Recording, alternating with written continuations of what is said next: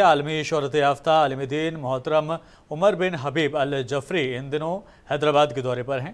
اپنے وادی رحمت پہاڑی شریف عمر کالونی میں موجود ایک مشہور دینی درسگاہ جامعہ الفاروقیہ کا دورہ کیا اور وہاں درس و تدریس اور دیگر سرگرمیوں کا تفصیلی جائزہ لیا۔ پیش ہے ہمارے نمائندے کی یہ خصوصی رپورٹ۔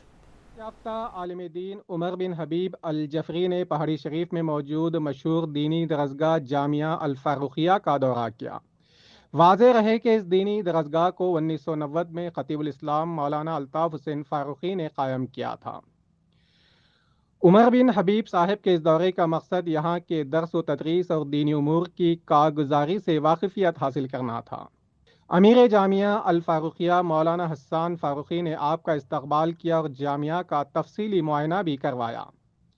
آپ نے جامعہ کے طلباء سے ملاقات کی اور ان سے تدریسی نظم پر گفتگو کی۔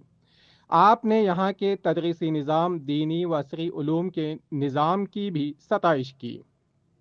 آخر میں آپ نے جامعہ فاروقیہ کے بانی مولانا الطاف حسین فاروقی اور ان کے فرزند مولانا زبیر الفاروقی کے مزارات پر فاتحہ خوانی کی۔